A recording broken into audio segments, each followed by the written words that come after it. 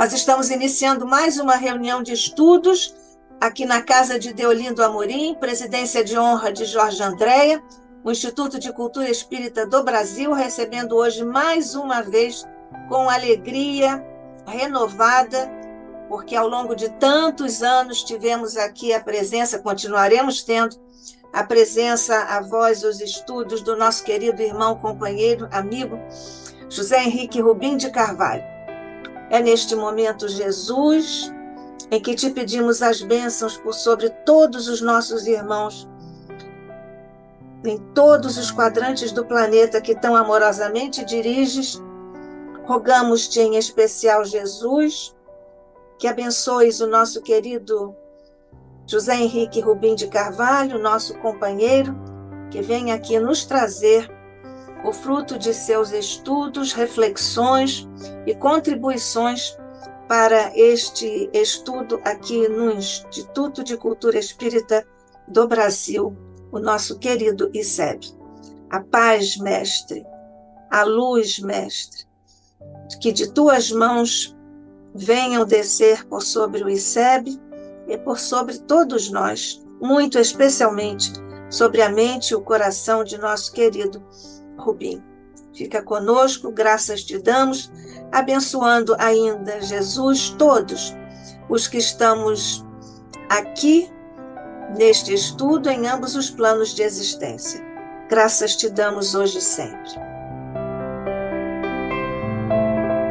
Bem, José Henrique Rubim de Carvalho vem nos falar hoje sobre mais um desdobramento do tema que o traz aqui para esta sequência no ICEB. Ele é médico do trabalho, é terapeuta de vida passada, terapeuta floral de Bar, é presidente da Associação Médico Espírita de Nova Friburgo, AME Friburgo, que é membro da Associação Médico Espírita Carioca, AME Carioca, Núcleo Nova Friburgo, da AME Carioca.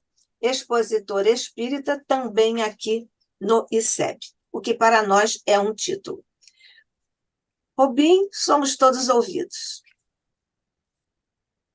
Bom, boa noite inicialmente a todos os queridos e amados companheiros, sempre saudoso de revê-los.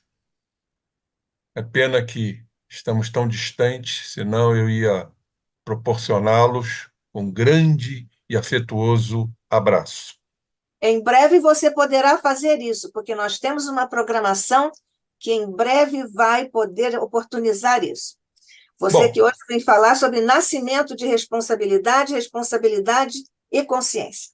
Exatamente. É um tema palpitante, instigante, extraordinário, em que nos remonta ao raciocínio, à lógica, mas ainda respeitando nossos limites, os nossos acanhados limites, para compreender em verdade essas fundamentações. É um estudo longo, espero esgotá-lo hoje. Se não esgotá-lo, a gente fica para uma outra oportunidade. Mas é com muita alegria e felicidade que aqui estou, como um mero trabalhador, um aprendiz, mas um aprendiz, posso dizer, dedicado à doutrina espírita. Assim tenho procurado prosseguir em minha trajetória. Então, diante desta prévia, vamos compartilhar aqui o slide para que todos possam acompanhar. Capítulo 10 desse fantástico livro, Evolução em Dois Mundos, que André Luiz nos fala de palavra e responsabilidade. O nascimento da responsabilidade. Fazendo assim um apanhado, quando falamos de responsabilidade, falamos de consciência. Quando falamos de consciência, falamos de livre-arbítrio. E para compor esse quarteto mágico que se interage, falaremos também de liberdade. Então, onde começa um e termina o outro, eu acho que isso é um conjunto. A minha visão hoje, em tudo, não é uma visão esquadrinhada, é uma visão de conjunto, porque tudo interage.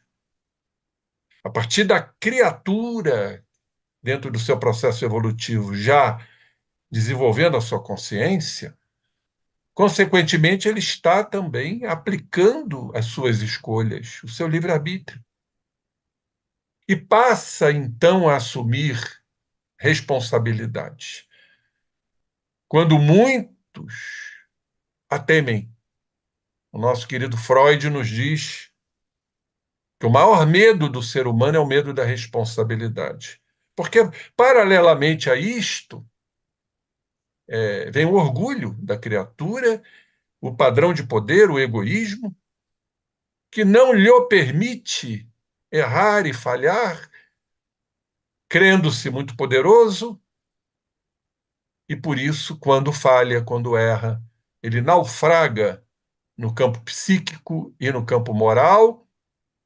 Vem todo um processo psicológico que não vou detalhar aqui: culpa, frustração, baixa autoestima, sentimento de incapacidade, de impotência, e com traslado disso tudo para o corpo físico, traduzindo-se em enfermidades. Então ele teme, por conta disso, a responsabilidade. Limita a sua escolha, seu livre-arbítrio, e também a sua liberdade. Porque, em verdade, onde se encontra a legítima e autêntica liberdade? Muitos pensam que é fazer o que bem entende, a hora que eu quero, no momento que eu quero, utilizando-se dos meus interesses, dos meus desejos. Não. Sabemos que esse desejo, ou esses desejos, essas liberdades, são efêmeras, são impermanentes. Porque a legítima liberdade está no desvínculo de padrões em que estamos amarrados, agrilhoados, ou seja, aquilo que determinamos, aquilo que estatuímos como verdade, a nossa verdade, que nem sempre é a verdade, na maioria das vezes não é a verdade dos outros, pois cada um carrega a sua verdade. Então ficamos presos. Agora, quando começamos a nos assumir, através de escolhas bem direcionadas, aumentando o nosso grau de responsabilidade sobre nós mesmos, ou seja, o trabalho de conscientização, o despertar da consciência, a maturidade do espírito. A consciência remonta desde épocas recuadas, nós vamos falar sobre isso, mas estamos falando de uma consciência desperta, a verdade que nos pertence. Quando Jesus disse: "Conhecereis a verdade, ela vos fará livres", Jesus está apontando para a verdade que nos cabe alcançar, chegar a ela, a nossa realidade pelo autoconhecimento, a nossa realidade, em que plano nos encontramos. Vamos lembrar que de onde veio o termo verdade? Veio do grego, que é uma divindade, inclusive, aletheia. Aletheia quer dizer verdade, que é sair da leté, Lethe, que quer dizer despertar da consciência. Vigilância. Também podemos assim definir a verdade. Sair da letargia, sair da inércia, sair da pasmaceira que muitos se encontram, por faltar a coragem, por faltar essa responsabilidade de se assumir. Pois sem isso, nós não vamos evoluir. O processo evolutivo, ele se subdivide em 3 itens. O primeiro item é o autoconhecimento. Reconhecer-se, sabe aonde a gente pode retirar esse ensino? Lá no livro Paulo Estevão, quando apareceu a figura majestástica de Jesus e inquiriu Saulo: Saulo, Saulo, por que me persegues? Ele foi um grande perseguidor do Cristo. E ele caiu em si. Quando se cai em si, é o autoconhecimento. Mas é suficiente? Não. Aí temos que nos aceitar. Nossos erros, nossos delitos, nossos desvios, nossas deformidades. Foi o que aconteceu com Saulo. Em que momento dessa autoaceitação? Quando Saulo dirigiu-se a Jesus e disse, falando para ele: que queres que eu faça, Senhor? É a entrega. Isso os gregos chamam de metanoia. Em francês é metanoiete. A conversão. A conversão é o segundo estágio. Se converte mediante a autoaceitação de nós mesmos a partir do autoconhecimento. Que queres que eu faça, Senhor? Daí não tem mais jeito. Foi o que aconteceu com ele no curso da sua existência até o momento que foi decapitado em Roma. Aí sim, neste curso, veio a transformação. Terceiro item do processo evolutivo do ser. Então, isso é maravilhoso quando passamos a compreender intrinsecamente essa raiz que é nossa. Então, vamos lá, sem mais delongas, vamos ao livro, que foi o móvel do nosso estudo, do nosso trabalho. Diz assim André Luiz: Nascimento da responsabilidade. Quando começou na criatura, criada pelo Pai, a ideia do próprio Criador, iniciando a religião. Quando a criatura começou a indagar, prenunciando a filosofia. A experimentação, anunciando a ciência. O instinto de solidariedade, prefigurando o amor puro. E a sede de conforto e beleza, inspirando o nascimento das indústrias e das artes. Eram pensamentos nebulosos, torturando-lhe a cabeça e inflamando-lhe o sentimento. Isso é algo encantador. Quando a gente vê aí o começo, os pródromos da responsabilidade, da ideia de Deus, o prenúncio da filosofia, as experiências no campo científico, um instinto de ajuda, de solidariedade, felicidade que André Luiz nos coloca aqui. Então, nesse concerto de forças, diz ele, a morte passou a impor-lhe angustiosas perquirições. Enterrando seus entes queridos, amados, em sepulcros de pedra, o homem rude, a iniciar-se na evolução de natureza moral, perdido na desértica vastidão do paleolítico, da idade da pedra, do rústico, aprendeu a chorar, amando e perguntando para ajustar-se às leis divinas, a se lhe esculpirem na face mortal e invisível da própria consciência. Olhem só, a própria consciência passou a conscientizar nesse concerto de forças a existência da morte, da desencarnação. Foi então que, em se reconhecendo ínfimo, frágil diante da vida, compreendeu que perante Deus, seu Criador e seu Pai, estava entregue a si mesmo. O princípio da responsabilidade havia nascido. Essa comunicação Chico nos trouxe lá em Pedro Leopoldo, dia 16 de fevereiro de 1958.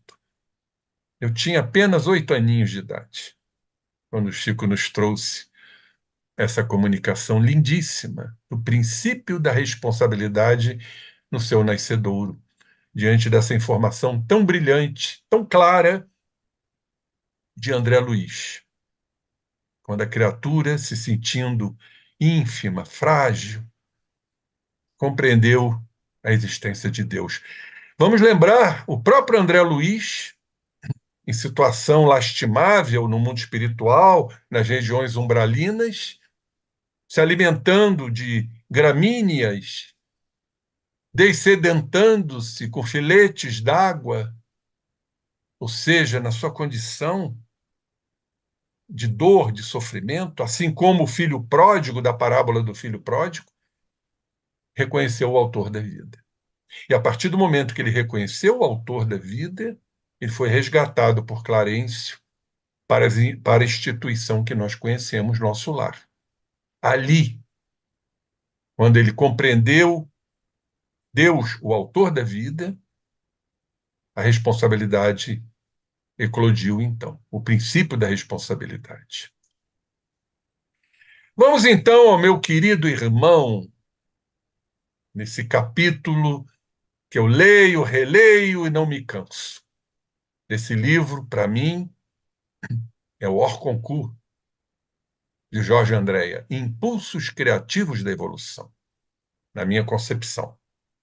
E lá no capítulo 3º, ele nos fala do primata ao homem, origem das raças, psiquismo e seus lastros instintivos, finalidade da evolução, palingênese ou reencarnação e o homem do futuro. Então vamos a algumas considerações do nosso querido Andréa. Então ele inicia aqui dizendo: do homem das cavernas, iniciando seu processo de conscientização, eu, César Reis, como o André coloca aqui, do homem das cavernas. Mas temos nossos questionamentos. Quando o próprio André Luiz nos fala de unidade de consciência na célula, as consciências rudimentares em outros reinos. Mas aqui ele está dizendo o processo de conscientização.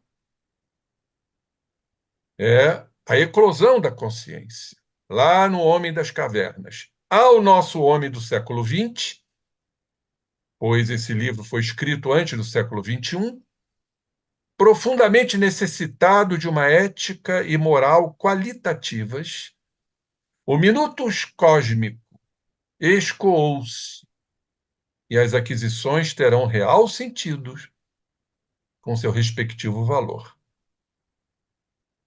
O valor aquisitivo será de grande significação individual, denotando a necessidade da sedimentação de experiências, onde o processo de conscientização estaria entrosado e relacionado no esquema. Ou seja, o valor aquisitivo do ser em evolução, denotando a necessidade de sedimentar suas experiências, aonde ali o processo de conscientização estaria entrosado e relacionado no esquema. Não estamos nos referindo ao despertar da consciência, que é um grau mais à frente. A gente sabe perfeitamente bem que muitas criaturas encarnadas ainda não despertaram suas consciências para o confronto com a verdade que lhes cabe vislumbrar dentro de si. Aí está a legítima evolução, a responsabilidade, a coragem e não o medo de se enfrentar às sombras tenebrosas que carregamos. Então, isso a gente vê como um passo à frente. Mas ele fala aqui da conscientização dentro desses valores aquisitivos. Então, diz ele, o psiquismo passa a buscar sempre uma nova personalidade, a reencarnação. Porém, como existe o fator responsabilidade em sua estruturação, o processo evolutivo, antes de ser coletivo, será individual. E os seus propósitos serão sempre ajustados, sem privilégios, dentro de uma lei perfeita. Quando falamos só a título de recordação, o psiquismo passa a buscar, né, uma nova personalidade, processo reencarnatório, uma nova potencialidade em sua estruturação. Sabemos como funciona o processo encarnatório. Nós temos o que chamamos de individualidade, onde estão todas as nossas experiências, que não são poucas, inclusive algumas de outros reinos, principalmente na área relacionada aos instintos, o primeiro andar do cérebro que nunca poderemos esquecer, do fantástico livro de André Luiz No Mundo Maior, em que Calderaro divide o cérebro em 3 andares. Os automatismos nossos, que ainda carregamos. Mas hoje nós já estamos utilizando, espero que muitos estejam, a consciência. Olha o processo de conscientização mais uma vez aí presente. Está na região cortical, córtex motor, no processo do autoconhecimento, dos instintos que carregamos no nosso primeiro andar do cérebro. Enquanto isto, a superconsciência nos aguarda. É um elevador. Se utilizarmos a consciência, desde que haja o despertamento, para estarmos frente a frente com a nossa verdade, e aí então entramos com a aceitação, com a conversão, com a metanoia, no processo de transformação, já estaremos nos encaminhando para as estruturas corticais pré-frontais, ou seja, o terceiro andar do cérebro, dos superconscientes, dos ajustados, dos intuitivos, dos alinhados com a lei de Deus. Mas antes de termos este processo coletivo, e isso nos remonta também à ideia do inconsciente coletivo do Jung, aonde esse patrimônio está em nós, mas precisamos de início trabalhar a nossa individualidade. Não é individualismo, a nossa individualidade. E traçar os faceamentos e as interconexões com esse coletivo, que eu admiro muito, que Jung nos colocou. Um patrimônio da humanidade. Do coletivo da humanidade relacionando-se com o nosso coletivo. Então, seriam núcleos ainda embrionados, porque estamos em evolução. Eu acho essa correlação muito interessante. Bom, para que a evolução, então, possa conter em seu estofo, diz o Andréia, o processo de conscientização e responsabilidade, terá que incidir em cada ser de per si e arregimentar o respectivo manancial de aquisições. Então, tudo dependerá da evolução, das aquisições que irão formar o nosso lastro espiritual. A maturidade do espírito, aí falamos novamente do despertar da consciência. A conscientização dos valores, do que é certo, do que é errado, e não ficarmos, como muitos ainda o fazem, a fugir da responsabilidade, criando proteções, criando mecanismos para não se encarar, para não correr riscos, cujo orgulho ainda, repito, não permite com que a criatura tenha a devida humildade. Lembrando que humildade vem de humus, que quer dizer terra. Então, o indivíduo humilde é um indivíduo terroso, argiloso. O que quer dizer isto? Reconhecer a sua condição terrena, ser humilde. E aí entra essa consciência, a consciência da humildade, de nos reconhecermos, de nos aceitarmos, pois somos seres inacabados, como dizem os espíritos. Precisamos dessa cota de responsabilidade, de nos assumir sem medo. Erramos, faz parte da existência. Errarmos, fracassarmos, para nos soerguermos. Então, passa o indivíduo a ter responsabilidade de seus atos, em constante e contínua cadeia. Uma única vida, num corpo físico ou personalidade, repetindo a questão da personalidade, que é apenas um segmento da individualidade. Quando reencarnamos, há um deslocamento de um grupo energético do nosso psiquismo para formar o que chamamos de personalidade, que pertence à individualidade.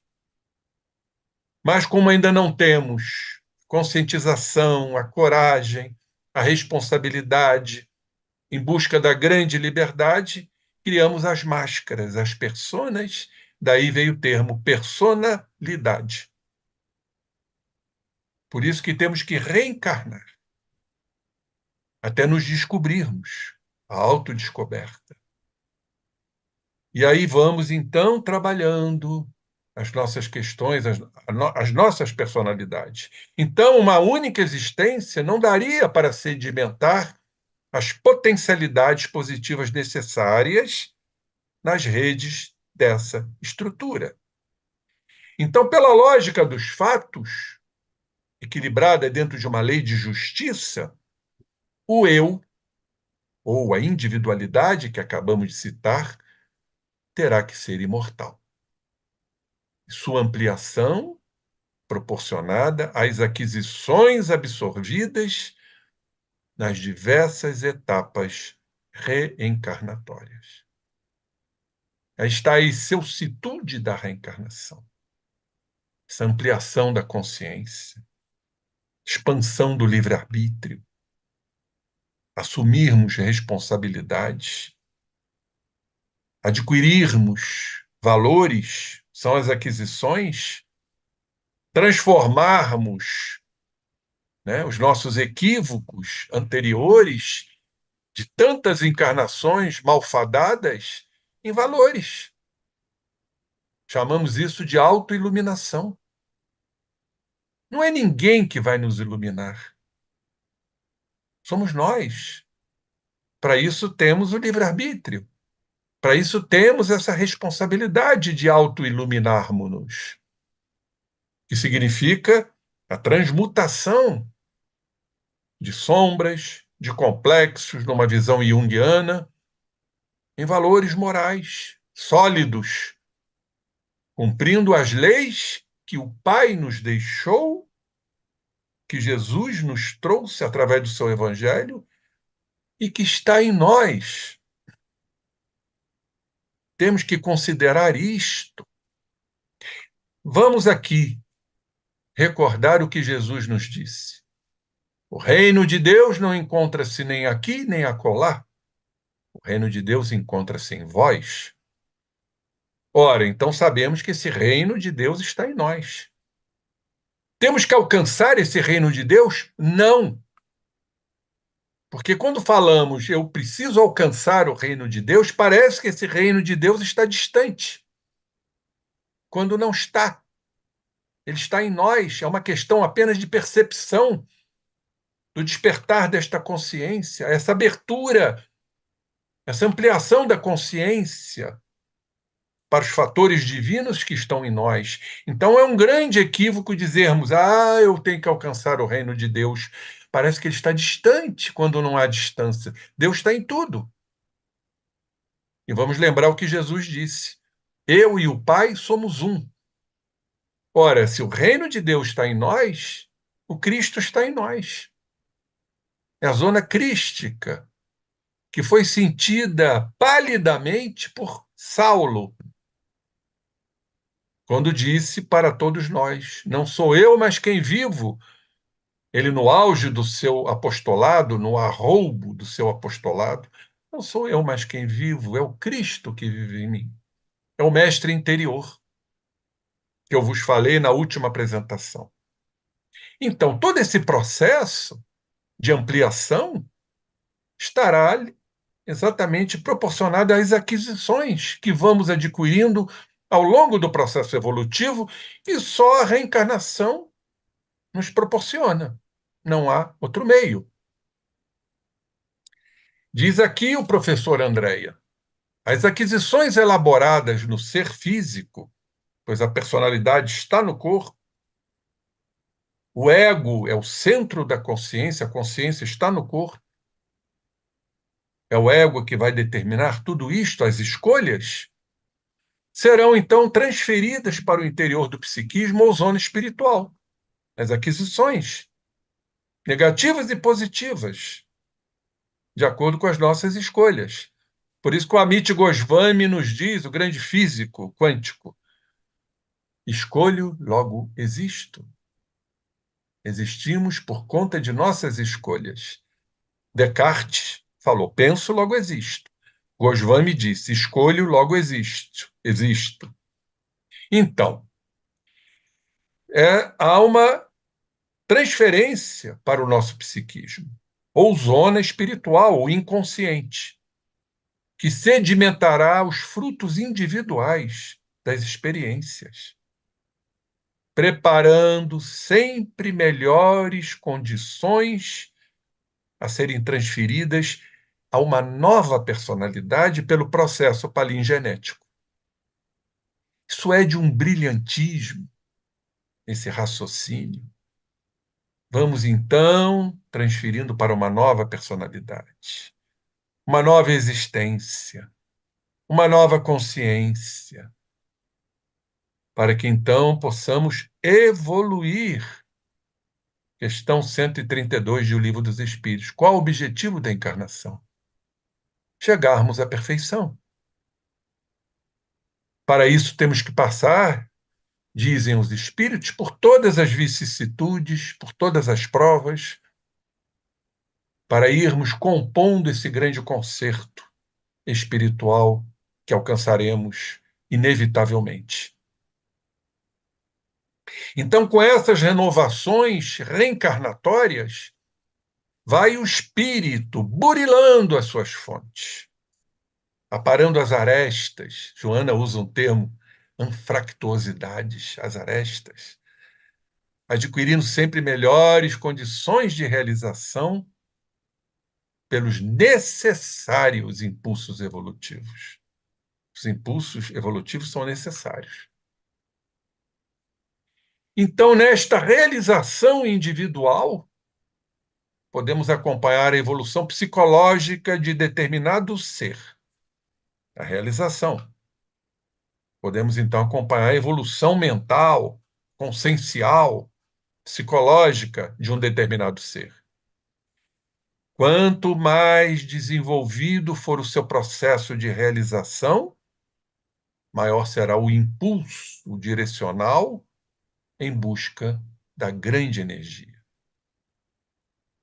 cósmica, energia divina, que está em nós.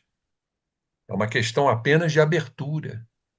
É o despertar da consciência, é o sair da letargia, sair da leté, pois a letéia é a verdade.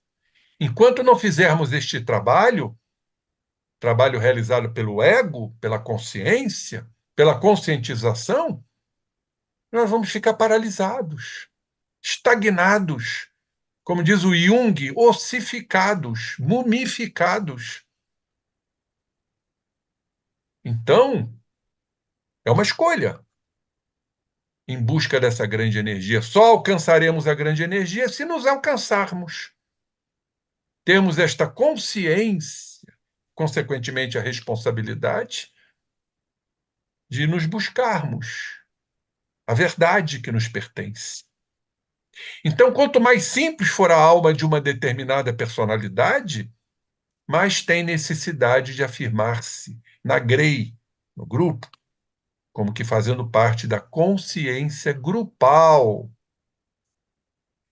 Então, diz aqui o nosso querido Andréia, o grupo hominal se vai desenvolvendo e buscando a consciência da família, que, por sua vez, busca a consciência de um Estado e da nação. Em grau mais elevado, a consciência continental e, finalmente, a consciência planetária.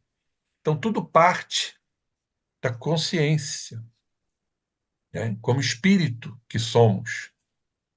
E aí vamos nos solidarizando com a família, nesse coletivo familiar, depois do Estado, da nação continental e planetária.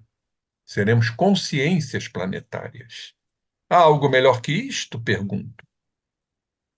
Então, alcançando a consciência máxima em nosso orbe, procurará afirmar-se na posição de uma consciência cósmica, divina, que está em nós, repito, onde foram incorporados os elementos positivos e harmonizados na construção de um amor universal.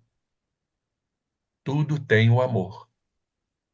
É o amor que sustenta absolutamente tudo, porque, como diz João, o evangelista, Deus é amor. Se Deus é amor e Deus é o Criador, quem cria? O amor. Agora, é um amor ainda inalcançável. O amor incondicional, o amor crístico. Nosso amor ainda é um amor de posse. É um amor inseguro, instável, de querer comandar, de querer controlar. É um amor de apego, que, como diz Pierre Weil, é a raiz de todo sofrimento humano, o grande educador francês, é o apego. E diz ele que o apego leva ao medo, à insegurança de perdermos aquilo que a gente pensa que é nosso. E o medo acaba se deflagrando nos processos patológicos mentais, como ansiedade, como depressão, como transtornos, e por aí vai. O que faz com que, frente à nossa pouca evolução, reforcemos o apego, equivocadamente achando que temos que segurar mais, controlar mais. Então, precisamos fazer todo esse trabalho de conscientização, de despertamento, de responsabilidade, que nós chamamos, e Joana fala muito bem sobre isso em sua literatura excepcional, o auto-amor. Por isso que o Cristo nos deixou a tríade clássica: amar a Deus sobre todas as coisas, ao próximo como a ti mesmo. É o auto-amor. É esse trabalho de autoconhecimento, é o despertar da consciência para nos aceitarmos e nos modificarmos. Não há outro caminho. Fazer eclodir, frente a uma abertura, esse amor universal que está em nós. Se Deus está em nós, o Cristo está em nós, o amor está em nós. É uma questão apenas didática e de entendimento, de compreensão, de percepção. Aqueles que não puderem acompanhar o grupo, claro que ficarão atrasados, renovando experiências, até que a sua posição individual adquira condições para sentir-se entrosado nas malhas do grupo afim. Claro, queridos irmãos, o nosso ego, nosso orgulho, ainda não nos permite isto. O nosso egoísmo, dessa visão do outro. Por que será que a doutrina espírita nos diz que fora da caridade não há salvação? É sair de si, do egocentrismo, do egoísmo, dessas malhas em que estamos presos, desses cipoais do ego doente, escravocrata, como diz Joana de Ângeles, olharmos o outro, aceitarmos o outro, há um termo que eu gosto muito, a complementaridade. O outro está sempre nos complementando, estamos sempre aprendendo. Em nossos périplos reencarnatórios, ter essa visão do outro, colocar-se no lugar do outro, aceitar o outro como ele o é. Se ainda não temos condições de perdoarmos nossos adversários, que pelo menos procuremos ressignificar suas atitudes, porque cada um está num degrau evolutivo. Há uma metáfora que eu gosto muito do monge do escorpião, em que o monge, correndo risco de vida, tentou salvar um escorpião. Foi mordido, voltou a mergulhar nas águas caudalosas e conseguiu salvar o escorpião. E os discípulos perguntaram para ele: por que você fez isso? Um animal peçonhento, venenoso, ainda te mordeu, ainda te picou, e você correu risco de vida? O que ele respondeu? Cada um age de acordo com a sua natureza. Eu agi de acordo com a minha. O escorpião agiu de acordo com a dele. Que lição lindíssima esta! Mas nós estamos presos ainda na supremacia do ego, da importância, da prepotência, da arrogância, nos distanciando do outro. Então temos que rever tudo isso. De preferência, não esperar a dor chegar. A dor que nos direciona, que nos aperfeiçoa, que nos educa, que nos sensibiliza, como diz Leon Denis, ela é necessária sim, mas já agora, com a conscientização, nós poderemos já imprimir novos caminhos em nossas jornadas espirituais. Então, no homem pouco desenvolvido, a forte consciência grupal lembra as reminiscências da alma grupo que conhecemos dos animais, onde o indivíduo tem necessidade de quê? De um guia comum, de um guia de massa. Ainda sob a vigência do determinismo, chamada alma grupo dos animais. No mais desenvolvido, há sempre um distanciamento do grupo de origem em consequência da necessidade de viver novas qualidades absorvidas que, por sua vez, farão parte de uma consciência mais larga, a expandir-se na universalidade. Essa busca de uma consciência cósmica, onde a individualidade ou o eu, como que se afirma e melhor mobiliza-se dentro do próprio Deus, universo de infinitas dimensões. Isto tudo realmente nos concita dentro deste conhecimento, dessa instrução, a que verdadeiramente nos modifiquemos. Sabemos que tudo isto é passo a passo. A própria Joana de Ângeli nos afirma que cada encarnação é uma virtude a ser adquirida. A natureza não dá saltos. E nós, dentro de imediatismos regidos pelo orgulho, pelo ego doente, nós queremos resultados para ontem. É o imediatismo. E a doutrina espírita nos explica o quê? Como se reconhece o verdadeiro espírita. Poderíamos tirar o termo espírita, o vocábulo espírita, e colocar cristão. Como se reconhece o verdadeiro cristão? É aquele que faz esforços dentro de uma consciência, dentro de uma responsabilidade, para domar suas más tendências, as suas más inclinações. Então vejam que a doutrina espírita não fala em resultados, fala em domesticação, domar. E o Gandhi, nosso querido Gandhi, Mahatma, ele também nos diz que o mais importante não são os resultados, e sim as tentativas. A gente vai tentando, vamos cair. Sabem por quê?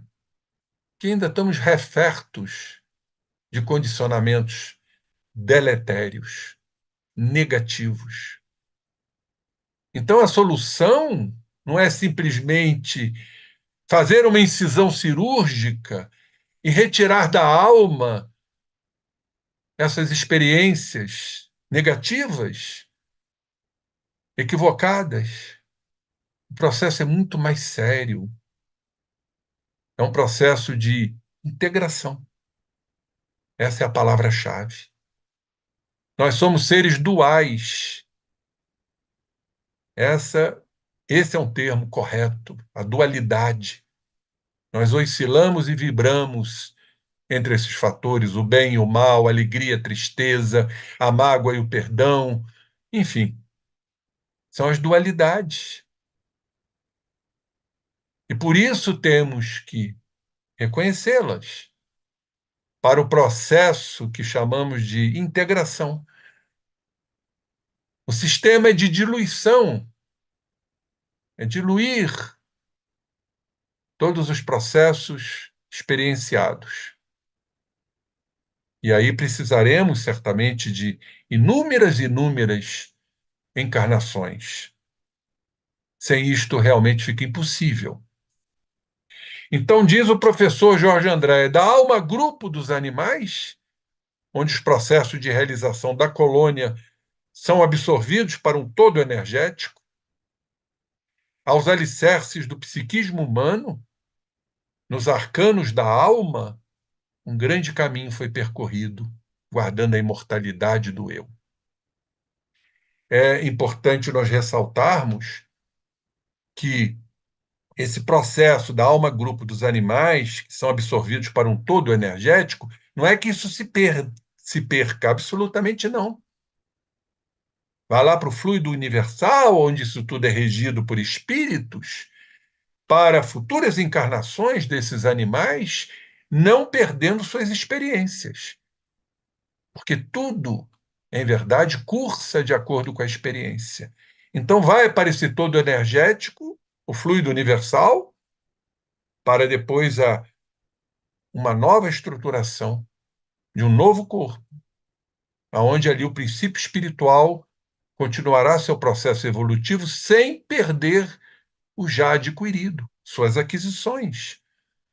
Porque senão se mistura no todo energético, é uma perda desses valores conquistados.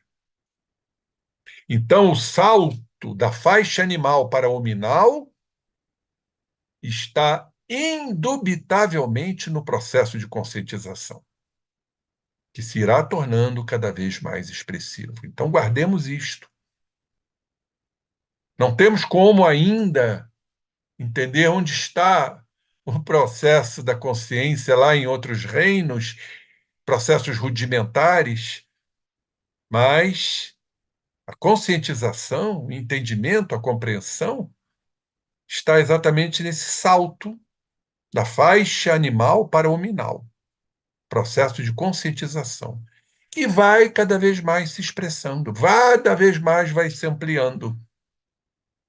O livre-arbítrio, as escolhas, tudo que foi dito aqui, nos libertando desses elos, dessas correntes que nos prendem, por isso não somos libertos ainda. A responsabilidade, sem medo, com coragem de nos assumirmos. Então, isso tudo é um processo que está exatamente na evolução da criatura. Então, para Kardec, o processo evolutivo só será atuante e compreensivo com as aquisições nas diversas etapas reencarnatórias. E mais do que tudo, acolitado, ou seja, seguido pela moral e ética de qualidades sempre positivas. Claro que uns vão se demorar mais, porque ainda não despertaram, ainda estão no campo da ignorância. Existem dois grandes óbices que eu gostaria de citar aqui, que os espíritos nos trouxeram. Os dois grandes óbices, escolhos, obstáculos para a evolução da criatura humana. Um deles é a ignorância. Ignorar, desconhecer. E o outro, o preconceito. Seus preconceitos, suas leis e suas regras. Unindo a ignorância ao preconceito, o que estamos vendo atualmente, muito atuantes, nós vamos desaguar no fanatismo. E o fanático, ele não se abre, ele é impermeável. Primeiro, por ignorar o que, de certa forma, nós já conhecemos. Por esta doutrina reveladora, o Consolador prometido por Jesus, racional, lógica, coerente, criaturas que realmente ignoram. Então estão a serviço dos seus próprios preconceitos, que são trazidos de outras existências, reforçados pela educação da atual existência, da família, e a criatura torna-se empedernida, endurecida nos seus conceitos, que é o fanatismo. E como vai ser realmente muito difícil romper essas barreiras. A dor, ou a dor que se torna suprema, uma dor realmente excruciante para o repensar. Eu tive um exemplo disso, gostaria de dividir com todos. Uma criatura da minha família, extremamente intelectual, materialista, ateu, e que teve uma desencarnação e hoje encontra-se no mundo espiritual. Quer dizer, a penúltima informação que tivemos, completamente ainda desorientado, achando que tudo é o sistema, que é tudo produto da mente. Mas já houve uma comunicação mais recente em que ele começou a se arrepender. Arrependei-vos, porque é chegada a vós o reino dos céus, disse Jesus. Está lá no Evangelho de Lucas. Começa, então, todo o processo, quando a dor é superlativa, de reconhecimento, de autoconhecimento, para a autoaceitação e o início da transformação, exatamente como aconteceu com Saulo. Que quereis que eu faça, Senhor? É a entrega. Em seus livros e postulados, o codificador da doutrina dos espíritos, absolutamente dentro da lógica dos fatos, informa que a essência do processo evolutivo corresponde a etapas arquimilenares, com as renovações periódicas propiciadas pelo mecanismo reencarnatório. Existindo, por conta disso, a grande expressão de justiça e responsabilidade, a definir em posições ajustadas e harmônicas. Vamos, então, já praticamente, para o encerramento. É um estudo amplo, que certamente eu não vou conseguir esgotar todas as pesquisas, os trabalhos que fiz, mas o capítulo 20, porquanto o nosso tema foi exatamente responsabilidade, consciência. Agora vamos falar o que André Luiz nos traz lá no capítulo 20, Corpo Espiritual e Religiões, fazendo uma avaliação de responsabilidade e consciência. Vejamos. À medida que a responsabilidade se lhe apossou do espírito, iluminou-se a consciência do homem. Claro que também poderíamos dizer que o despertar da consciência fez com que a criatura aumentasse o grau de sua responsabilidade. Então, diz André Luiz aqui que a responsabilidade acabou iluminando a consciência, que, por sua vez, abriu campo para a responsabilidade. E aí entraríamos, como já foi dito, expansão do livre-arbítrio, das escolhas, que quando submergimos em nós mesmos, começamos longo trabalho de mudanças, de reformas, pelo despertar da consciência, nosso trabalho responsável, mesmo sabendo das dificuldades que são inerentes a todos esses processos. Então, a centelha da razão, nos diz André Luiz, converter-se em chama divina, abertura da consciência. E cada um tem seu momento, cada um tem sua maturidade. Não podemos simplesmente achar que todos vão despertar suas consciências num determinado momento, porque isso vai depender de cada criatura, do processo evolutivo em que ela se encontra.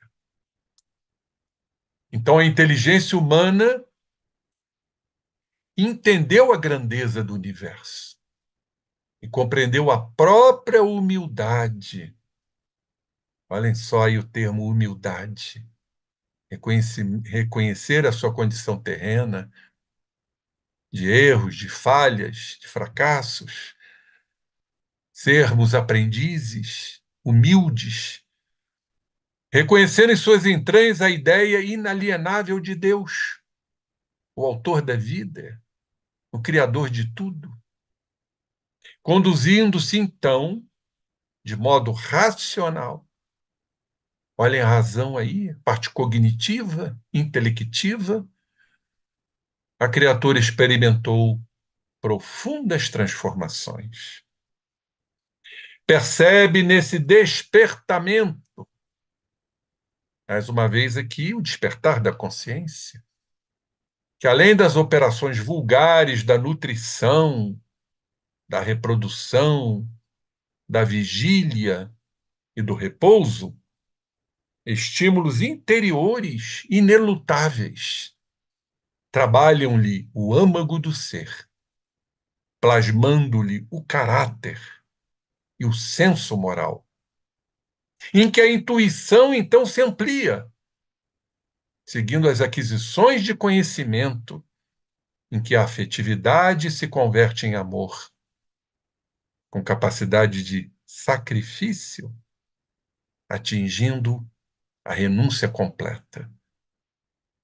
Bom, eu digo que isso aqui a gente deveria moldurar e colocar num quadro, depois da emolduração, para a gente ler e reler tudo isso. Todos esses dizeres magníficos de André Luiz.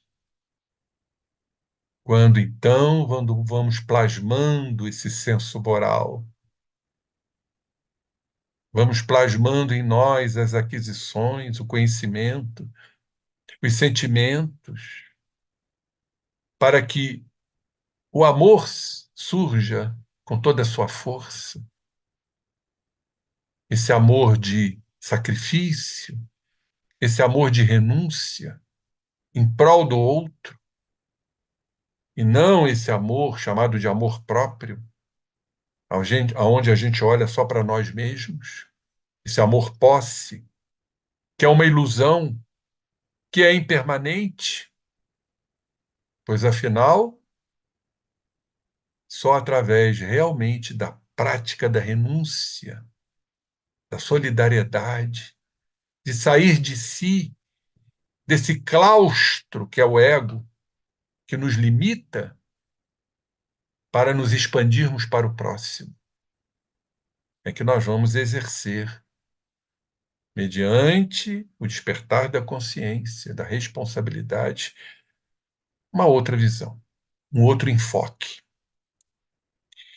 Então, até a época recuada do Paleolítico, da Idade da Pedra, interferiram as inteligências divinas para que se lhe estruturasse o veículo físico, dotando-a com preciosas reservas para o futuro imenso. Então, aquela época recuada do Paleolítico, onde imperava o determinismo, as inteligências divinas interferindo, para que então, pela evolução, houvesse a estruturação de um veículo físico mais evoluído, com preciosas reservas para um futuro que nos aguarda, um futuro imenso, envolvendo-a na luz da responsabilidade. Conferiam-lhe o dever de conservar e aprimorar o patrimônio recebido, e investindo-a na riqueza do pensamento contínuo, que caracteriza a criatura humana, não o pensamento fragmentado dos animais, entregaram-lhe a obrigação de atender ao aperfeiçoamento, olha aqui a responsabilidade, de um aperfeiçoamento do seu corpo espiritual, do perispírito, onde estão todos os registros. Aceitar-se-á razoavelmente que até semelhante fase os tremendos conflitos da natureza, em que se mesclavam a violência e a brutalidade, foram debitados à conta da evolução necessária, fazendo parte do processo evolutivo, para a discriminação de indivíduos e agrupamentos, espécies e raças. Queridos irmãos, nós teremos aí um campo imenso, voltando ao livro do nosso querido Jorge Andréa. Eu só queria encerrar, porque daria realmente um estudo mais ampliado, deste gráfico. Esse gráfico em que eu mergulhei nele, tal a sua beleza, tal, né, o raciocínio do nosso querido Jorge, e que nos mostrou nesses triângulos aqui, vamos observar, a trajetória do princípio espiritual na Terra. Então, diz ele aqui na observação, para dentro das linhas X e lá em cima XY, Y e lá em cima YY, Y com apóstrofe, né? As fronteiras sempre limitativas do espírito, que são essas, nossas limitações. Por mais evoluído que seja, assim estará envolvido pela imanência divina, isto é, a criação e seus efeitos. Para fora das referidas linhas, que não são essas, que limitam a infinitude do Deus transcendente. Então a gente vê aqui uma rápida análise, a trajetória do princípio espiritual na Terra. Onde temos aqui, nesse triângulo, uma zona ou região de antimatéria, que não é a nossa matéria, é o fluido cósmico, que certamente, como Kardec nos fala, é que o espírito ele não é imaterial, ele é incorpóreo. Significando com isso, está lá na doutrina, que ele é criado de alguma matéria que nos escapam ao alcance. Está lá no Livro dos Espíritos. Então, tudo é originado do fluido cósmico universal. Porque quando falamos de espírito, Kardec nos diz filosoficamente, nós estamos falando da alma, o princípio inteligente, e o seu corpo. Por que que um seria oriundo de uma estrutura e o outro de outra? Não é muito mais fácil entendermos que tudo vem do pensamento de Deus, o fluido cósmico universal? Então, essa estrutura, essa região de antimatéria, converge aqui para esse ponto. É o nascimento do princípio inteligente, que certamente irá evoluir dentro de um respectivo reino. Por isso que nós vemos aqui as eras. Está aqui do lado esquerdo. Período de formação, arqueozoico, o paleozoico, o aparecimento da vida mineral, com as suas afinidades moleculares, forças de atração e coesão. No Mesozoico já vem a formação dos vegetais, com a sensibilidade que lhe diz respeito, Cenozoico das espécies animais, já dentro do processo evolutivo, o instinto e o nascimento da individualidade aqui, quando, no antropozoico, o aparecimento do homem, surgindo então a zona de conscientização, o raciocínio, quando realmente aparece o homem, o princípio espiritual, hominal, ou seja, formação, o aparecimento do espírito. E vocês podem notar aqui, por esse gráfico maravilhoso, que todos esses segmentos estão sob a ação do determinismo. Os infranormais, mesmo com a parte intelectiva, a razão, depois os normais, uma diminuição do determinismo, os supernormais, uma ampliação com a presença da superconsciência, da intuição, onde o livre-arbítrio nos seres superiores é pleno, processos psíquicos inavaliáveis, a superintuição abrindo-se neste triângulo ao infinito, onde estão lá a zona de atuação do princípio espiritual, cada vez mais ampliado pelas aquisições das constantes e infinitas experiências. Eu vejo esse gráfico aqui, eu fico aqui, né, perplexo, embevecido, a beleza que isso aqui representa desde o existir do princípio espiritual. Como diz Leon Denis, o ser dorme no mineral, sonha no vegetal, agita-se no animal e desperta no homem. Aqui, ó, aparecimento do homem no antropozoico, no seu processo evolutivo, saindo das condições do determinismo para ampliação da consciência no seu aspecto evolutivo, pelo livre-arbítrio, pelas escolhas. Tudo que falamos até então. Esse estudo é um estudo realmente instigante, gostoso de se estudar, de uma compreensão muito grande, que o nosso querido Jorge também nos coloca, nos impulsos criativos da evolução. André Luiz, em Evolução em Dois Mundos.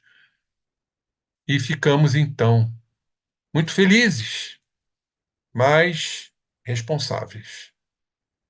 Responsáveis por nós mesmos.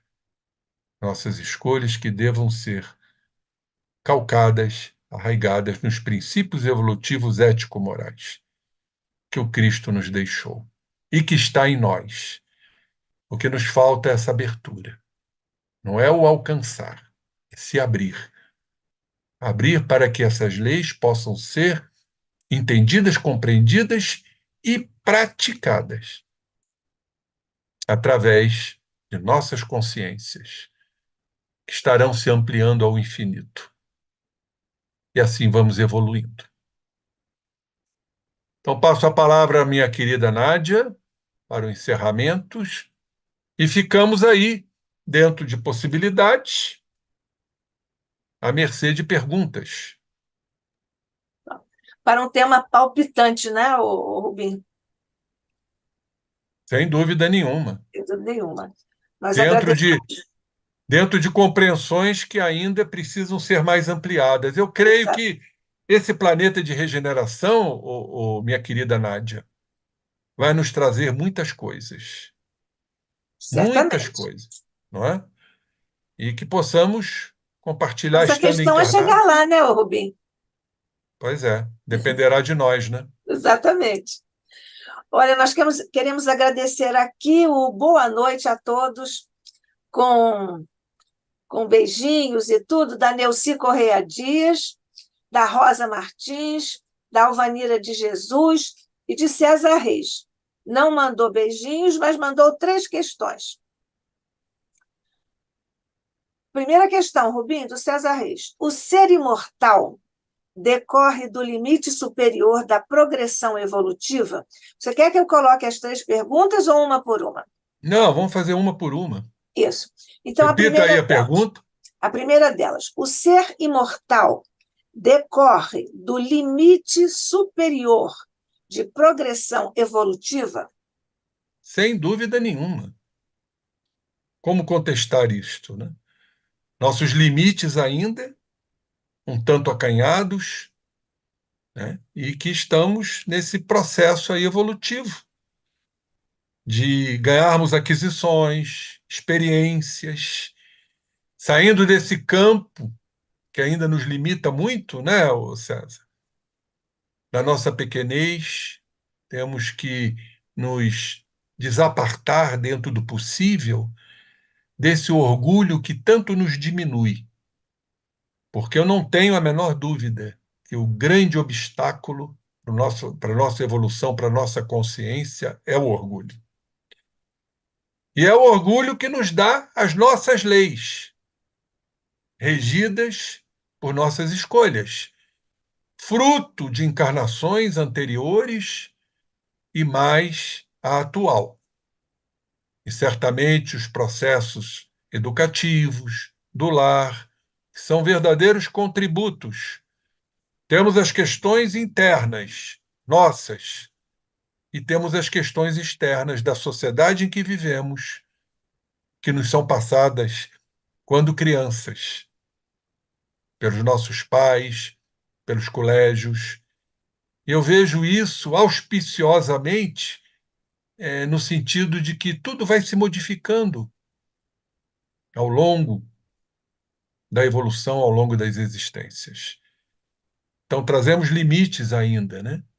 Como mostrei aqui no gráfico. A hora que alcançarmos o total, a plenitude de nossas escolhas do livre-arbítrio, como seres superconscientes, nós estaremos alinhados com as leis maiores, que ainda são obstruídas pelas nossas leis pessoais, individuais, regidas por uma consciência ainda deformada, porque uns têm mais, outros têm menos, obviamente. Porque também não basta a gente conhecer, a gente tem que botar em prática. E quando eu leio e releio a missão dos espíritas, os trabalhadores da última hora, eu não me canso quando Erasto nos diz: vós sois os eleitos de Deus. Isso é, para mim, impressionante. Nós somos eleitos de Deus. E a palavra eleito surge elegante. O elegante é o eleito. Daí a elegância do self, a elegância das leis de Deus profundas que estão em nós. É a nobreza do espírito, é a elegância do espírito, que vem de eleito. Agora, temos que realmente nos abrirmos para essa condição de eleitos, dentro de nossas possibilidades ainda muito limitantes. Mas vamos chegando lá, porque é a nossa destinação e sabemos muito bem disso. Isso, outra pergunta do César. Há uma relação, Rubim, entre consciência e responsabilidade? Sem dúvida. A partir do momento que há uma conscientização, como o André Luiz nos trouxe com muita propriedade no livro Evolução em Dois Mundos, há também a responsabilidade. Passamos a ser responsáveis porque somos mais conscientes. Agora, sabemos perfeitamente bem, querido César, que muitos fogem da responsabilidade, porque não querem ter a consciência. Eles até a têm, mas não querem, por medo, por insegurança, por temer, né, o fracasso, como diz Freud, o medo da responsabilidade. O medo está muito presente, né? O Jorge André, eu sempre me lembro disso, que ele diz que era o pano de fundo do nosso psiquismo, porque somos verdadeiros atores, representando. São as nossas máscaras, as nossas proteções, que são inúmeras mecanismos de proteção do ego, quando o medo está lá no pano de fundo. O medo terrível que a criatura tem de não cumprir seus objetivos egóicos. O orgulho, né? a dominação, o controle. Vejo como existem patologias hoje, não estou patologizando, mas estou mostrando fruto disso aí. Por exemplo, vamos dar um exemplo: o transtorno do pânico é quando a criatura perde o controle, por serem controladores. Aí vem o terror, vem aquelas imagens arquetípicas de erros, de fracassos do passado que afloram na consciência do portador de transtorno do pânico. Então, é a questão do controle, a questão que somos ainda criaturas que ficam alimentando essa questão do nosso ego, da nossa consciência. Por isso tememos a responsabilidade, porque tememos falhar. Essa questão do fracasso, ela é muito forte nos orgulhosos, no estado orgulhoso de ser, que eles se acham tão importantes que não admitem o erro. Eles não têm esse autoconhecimento, esse reconhecimento, e muito menos a autoaceitação. Então perguntam como é que eles vão se transformar se não houver essa autoconscientização, que é o autoconhecimento. Conhece-te a ti mesmo, que sabemos que não é uma frase de Sócrates. Ele retirou lá dos templos sacerdotais da antiga Grécia, que estavam nos dintéis. Dintéis eram aqueles letreiros. Existiam dois: conhece-te a ti mesmo e nada em excesso, onde tinham os oráculos. Então Sócrates retirou daí. Agora, lamentavelmente, isso tudo foi destruído, depredado pela criatura humana. Não conhece-te a ti mesmo e nada em excesso.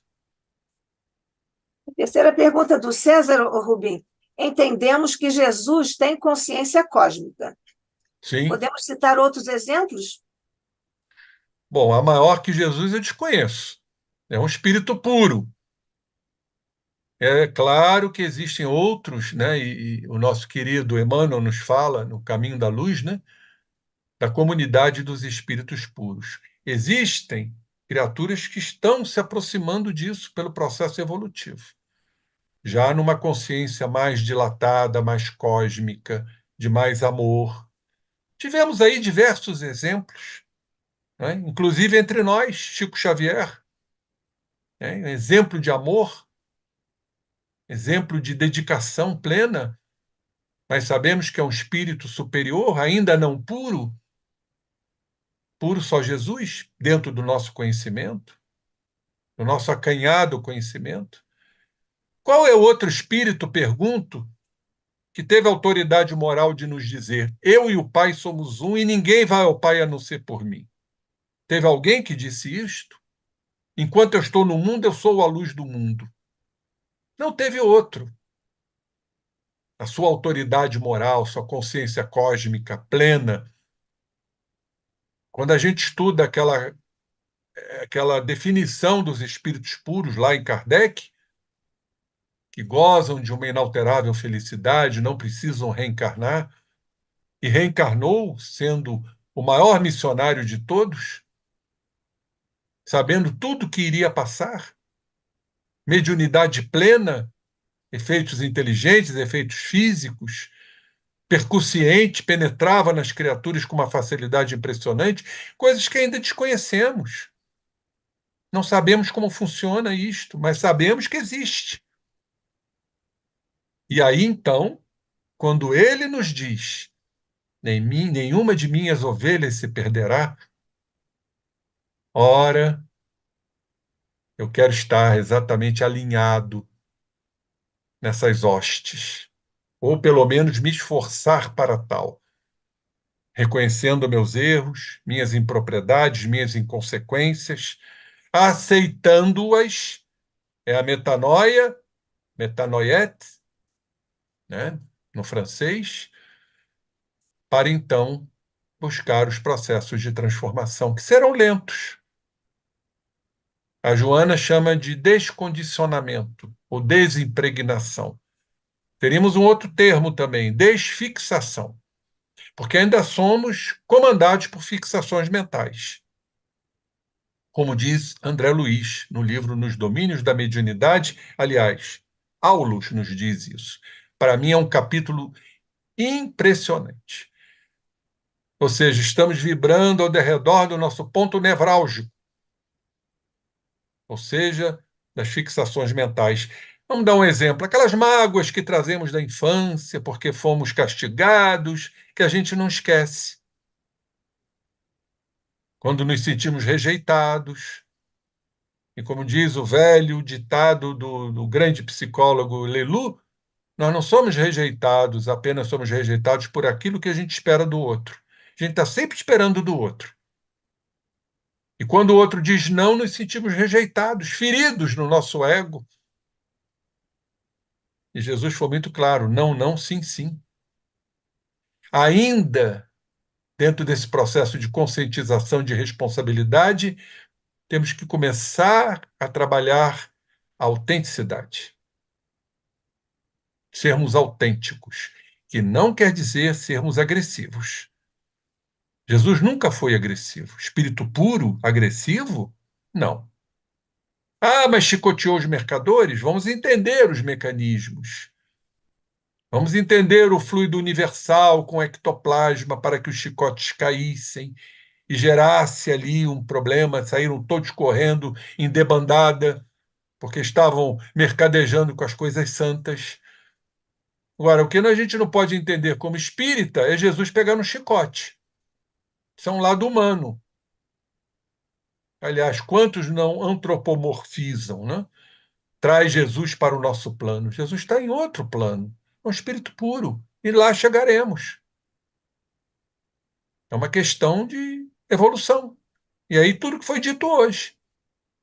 Ampliarmos nossas consciências, assumirmos responsabilidades, expansão do livre-arbítrio, nos libertarmos de nossas cadeias, de nossas sombras, das nossas questões, que trazemos, não temos como quantificar isso. Mas é o processo de autoiluminação, como falei. César ainda faz uma outra questão, Rubim. Ele diz: outra questão envolve o conceito de alma-grupo. Creio, diz César, que Kardec não usou este termo, embora se deva citar a questão 607A de O Livro dos Espíritos, sobre a individualização progressiva do princípio inteligente. Pode, por favor, comentar, Rubim? Essa questão ela é fundamental, né? Ah, Porque alguns animais ainda estão sob a vigência dessa questão da alma-grupo. Não houve ainda a presença do olho pineal, né? Da individualização. Porque a pineal é que vai determinar o processo de individualização. Então, por exemplo, o peixe é uma alma-grupo, ali é o cardume. Tanto que existe uma teoria para aqueles que não comem carne, mas só comem peixe, em que retirar um peixe dessa alma-grupo não vai fazer tanta falta, não é? Então, são as criaturas que já não comem carne humana, ou melhor, carne humana não, pelo amor de Deus, carne animal, mas comem peixe. Porque, tirando um peixe dessa alma-grupo, isso não vai fazer falta, segundo eles.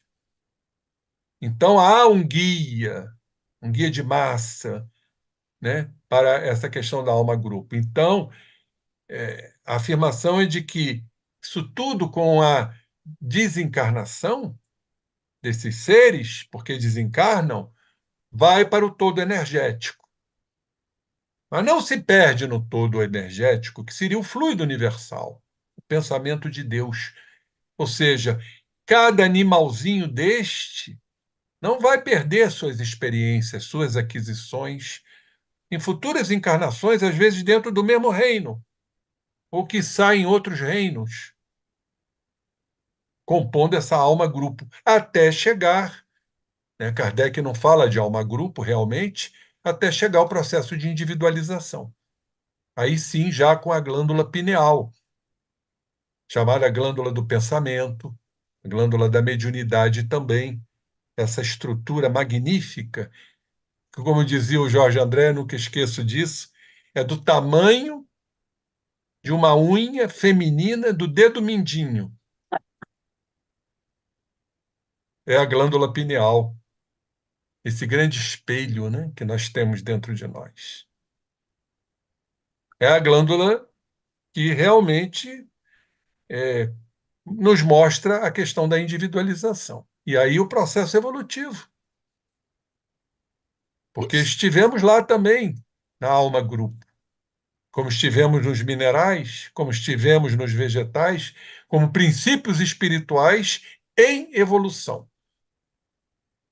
Poderíamos dizer, né, dentro da nossa ousadia, que existia uma consciência rudimentar? Sim. Se a célula, segundo André Luiz, é uma unidade de consciência, a questão cerebral da membrana citoplasmática, que é o cérebro da célula, e uns comprovaram que a consciência está nos microtúbulos e suas proteínas, as tubulinas, por que não, né? No reino mineral, no reino vegetal, com características que lhes são peculiares. São consciências rudimentares que desconhecemos a miúde. Nos falta exatamente ainda a evolução para entendermos e compreendermos tudo isto, que a própria ciência vai desvendando a pouco e pouco. Quem nos cumprimentou também é José Mário Fiuza, nosso diretor financeiro aqui, e a Neuci Correia Dias está agradecendo pelo estudo profícuo e que o amor do Cristo continue nos assistindo sempre. Obrigada, Neuci, agradecemos, retribuímos essas vibrações, continue com elas aqui também no ICEB, viu? Ô, Rubim, nós estamos aí já sobre a hora, mas quando você citou o homem, você estava citando o Jorge Andréa, o homem pouco desenvolvido depende da consciência grupal. Não foi isso? Não, acho que você não entendeu bem. A consciência grupal, a Não, eu não alma grupo. copiei corretamente, porque isso eu estava tentando copiar do seu slide. É. Vamos então analisar por esse prisma, né?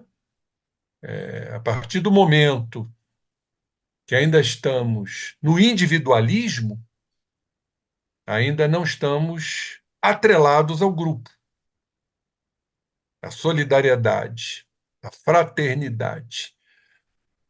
Então, eu vejo essa, esse grande obstáculo para que nós nos liguemos ao grupo, ou seja, a interação, a fraternidade, o respeito, a interconectividade, a complementaridade, entendendo que estamos sempre sendo complementados com as experiências alheias, é porque ainda estamos nesse terreno individual, fechados nessa redoma das nossas ideias, das nossas crenças, dos nossos valores, dos quais muitos ainda não abriram mão.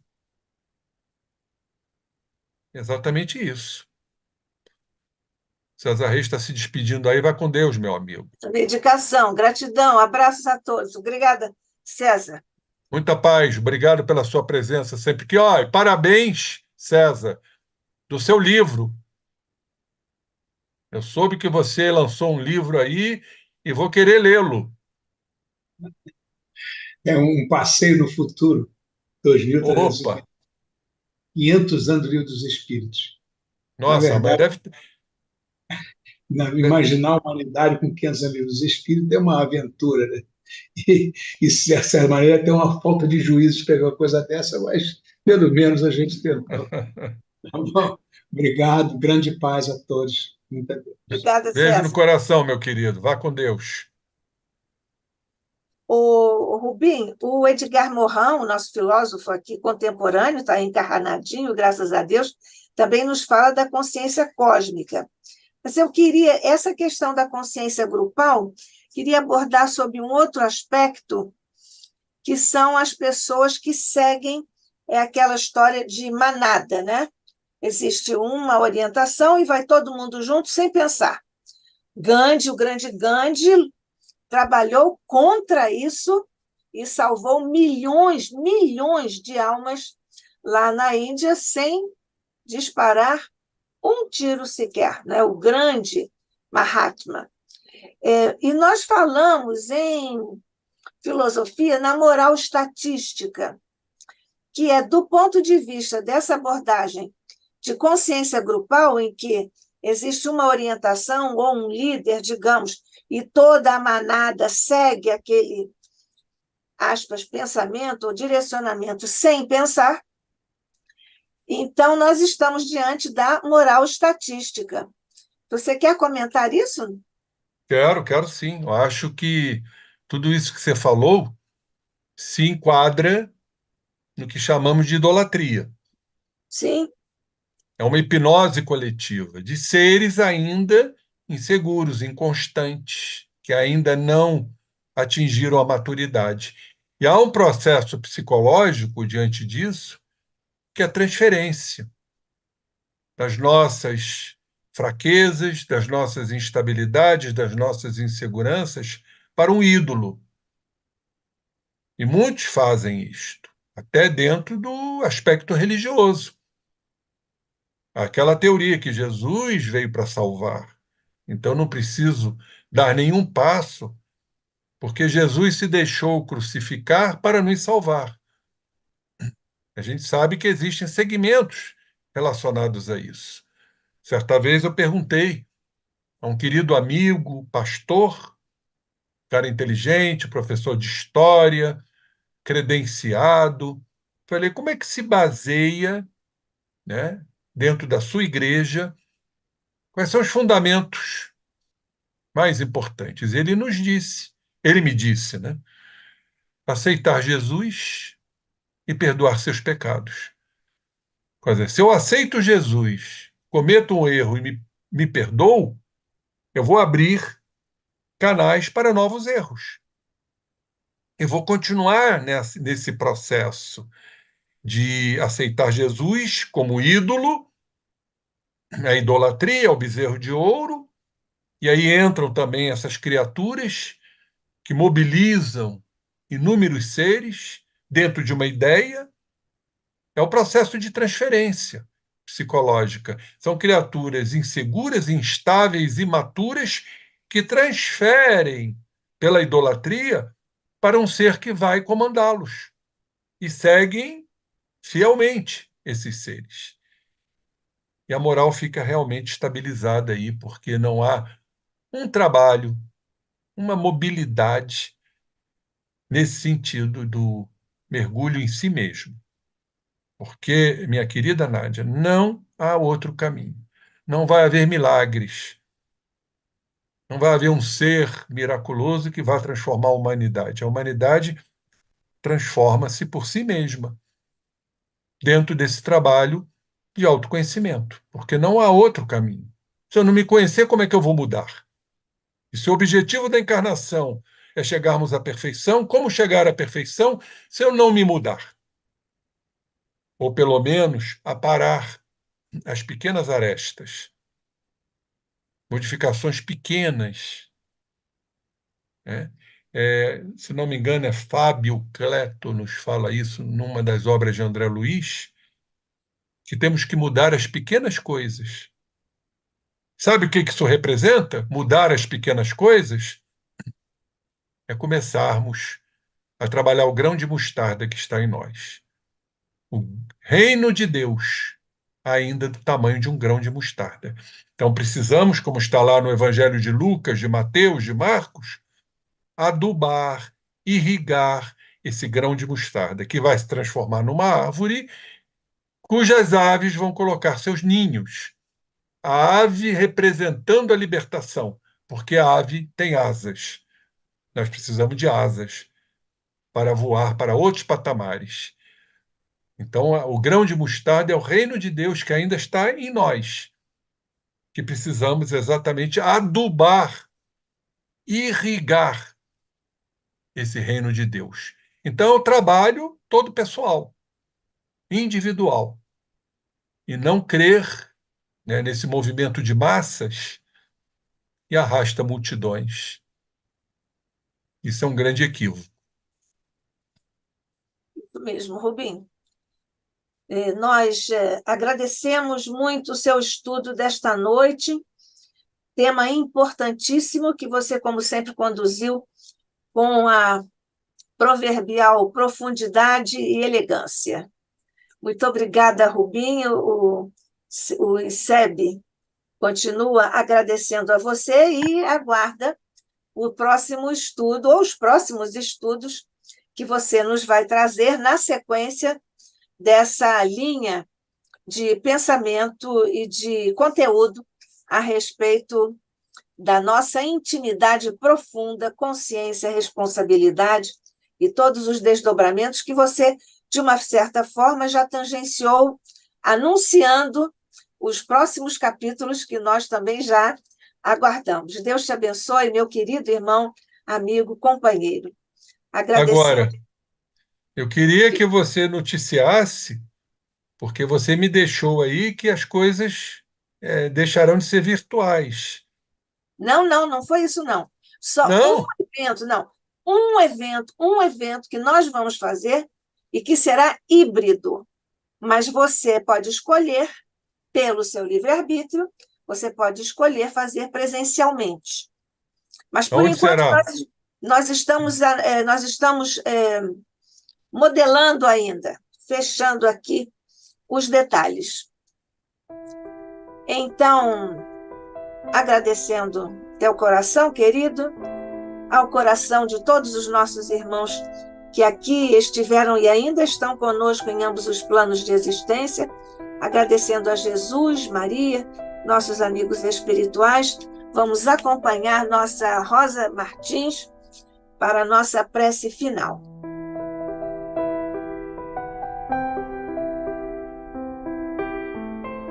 Vamos unir nossos pensamentos a Deus Pai, a Jesus, nosso Mestre, a toda a cúpula espiritual do nosso querido ICEB, agradecendo pela oportunidade que tivemos hoje de escutar essa palestra magnífica, com tantas informações, com tantas revisões sobre esse tema. Citar o nosso querido professor Jorge Andréa, as suas ideias, as suas teorias e tantas informações que Rubens sabe tão bem trazer e colocar para nós. Agradecemos por esses minutos que passamos aqui e vos pedimos, Mestre, que continues nos amparando, nos ajudando, para que possamos progredir sempre e cada vez mais divulgando o nosso ICEB, divulgando esse trabalho tão bonito, organizado pela Nádia. Assim, o amparo espiritual que temos, que todos nós temos, pedimos, Senhor, Jesus amado, olhai pelo nosso planeta, olhai pela nossa cidade, olhai por todos que ainda se comprazem na guerra e pedir para que vossos mensageiros de paz possam estar conosco para que todos possamos progredir em direção à vossa paz. Que a vossa luz nos ilumine hoje e sempre. Graças a Deus.